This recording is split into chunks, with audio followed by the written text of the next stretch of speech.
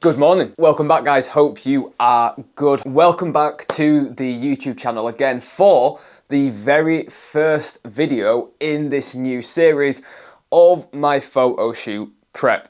And I could probably come up with a better idea of what to call it at some point, if I am even going to give it a series title name or anything like that.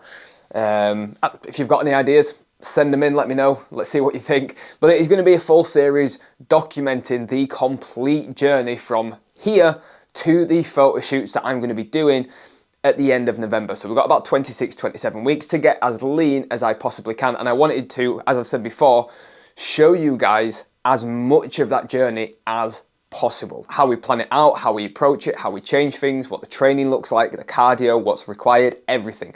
I want you to be able to see absolutely everything. And here we are at episode 1. Now, in case you've not seen any of my videos before, guys, I'm Jake, I'm from Biceps and Banter, and alongside this series now, the purpose of this channel is to bring you some actual useful fitness, nutrition, training advice that's gonna help you achieve your own physique transformation and help you avoid all the sort of nonsense fad dieting hack advice out there that you just don't need. So if that kind of thing is for you, go and grab the subscribe button, hit the like on the video. I'm trying to grow the channel. It would be a huge help. Now, like I said, I am 5 days into this photo shoot prep, so we've only just started.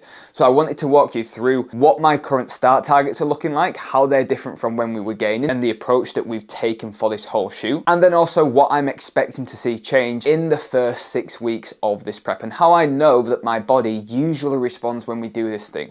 So I'm going to be talking you through that, showing you my targets, my training plan, everything. So if you haven't already, go put the kettle on, get a cup of tea, sit down, put your feet up, and let's jump into today's video.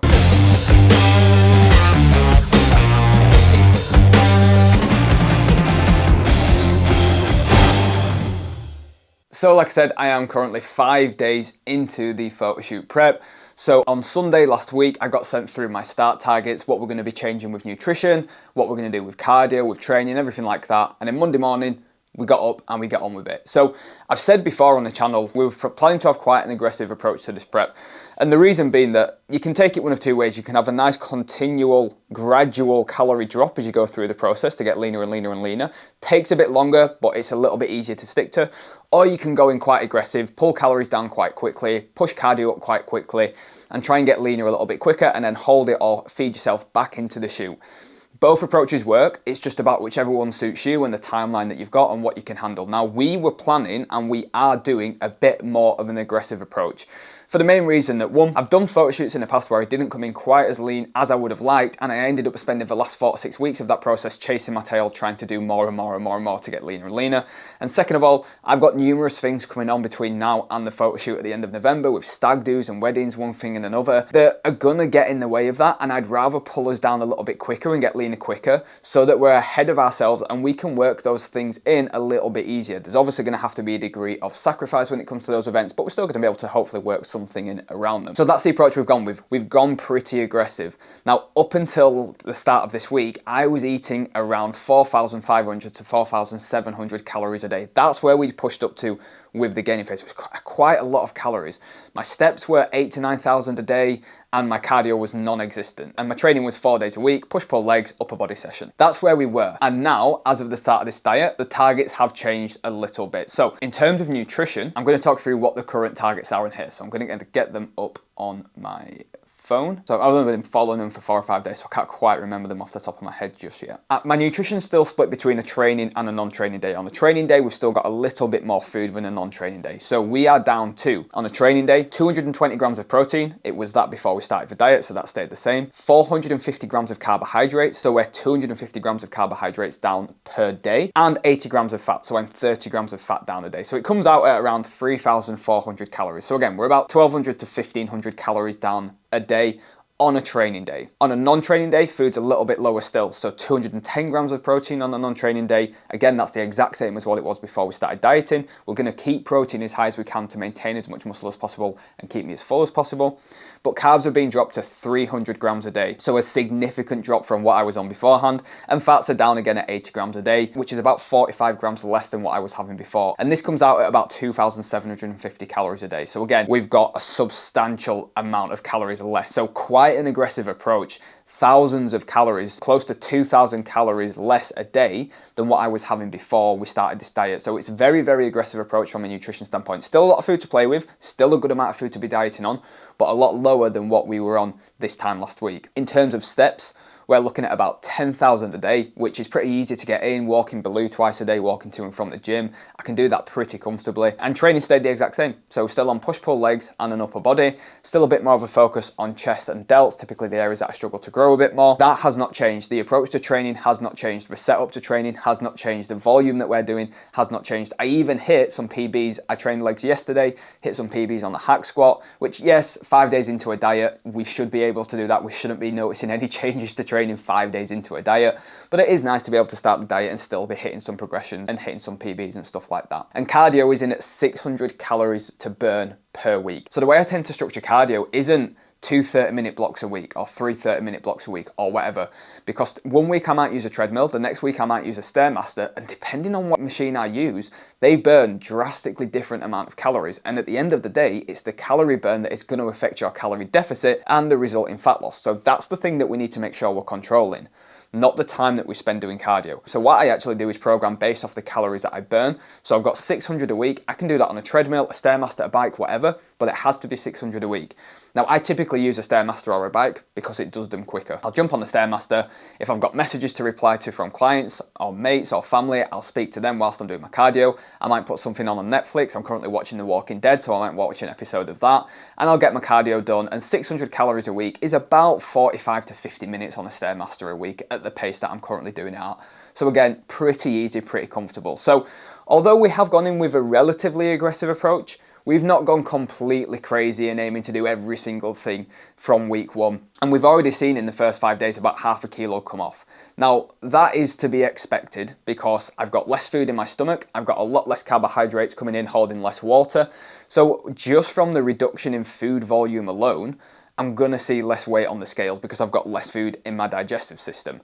So it's not gonna be a case of I've already lost half a kilo of body fat. That's just not gonna happen. And that actually ties in quite nicely into how my body responds during a typical diet phase. I know that my weight responds pretty quickly. So any changes in movement or in food, my weight tends to respond quite quickly. But what it will also tend to do, once it's staying on the same amounts, even when it's consistently dropping on average, my weight can be really weird in the sense of it can stay the exact same on the scales for 3-4 days at a time, and then I will see a big drop. So it's not that it consistently goes down every single day, which is very rare, and I don't really think you'll ever really see with anyone. And it's not even that it goes down one morning, up the next, down another, up the next, but over the week gets lower. It more often than not literally stays the exact same number, and then I suddenly see a big drop. The first few times I dieted, this was really frustrating because I felt like day after day, it wasn't moving, it wasn't moving, it wasn't moving. But over time, I began to realize that that is just the way my body works. And actually, every extra day that it stayed the exact same, regardless of how hard I was training, how much cardio I was doing, how hungry I was, whatever, I started to view as, well, that just means that when it does drop, it's gonna be an even bigger drop.